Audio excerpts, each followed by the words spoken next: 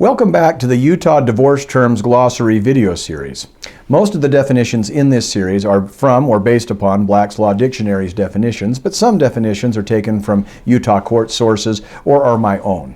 Today's term is ADR, short for Alternative Dispute Resolution. ADR is defined as any procedure for settling a dispute by means other than litigation, as by mediation or arbitration, for example. See also court-annexed ADR, which is any one of several methods of non-judicial dispute resolution that take place in accordance with a court order. While we're on the subject of ADR and court-annexed ADR, we might as well learn the definition of the most popular form of ADR in Utah domestic relations cases, and that is mediation. Mediation is a method of non-binding dispute resolution involving a neutral third party who tries to help the disputing parties reach a mutually agreeable solution.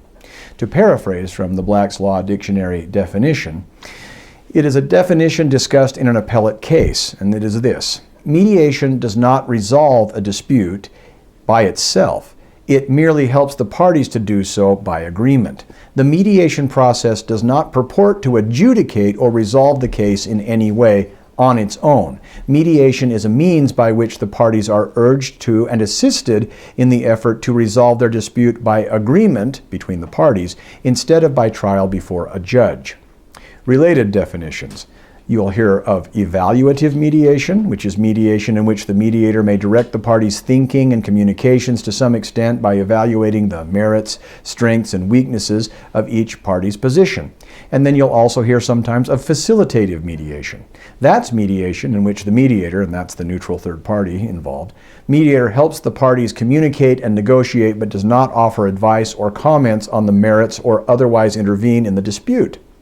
Let's also look at the mediation code section in the Utah Code, section 30-3-39, which provides in subsection 1, there is established a mandatory domestic mediation program to help reduce the time and tensions associated with obtaining a divorce. Subsection 2, if after the filing of an answer to a complaint of divorce there are any remaining contested issues, the parties shall participate in good faith in at least one session of mediation. This requirement does not preclude the entry of pretrial orders before mediation takes place.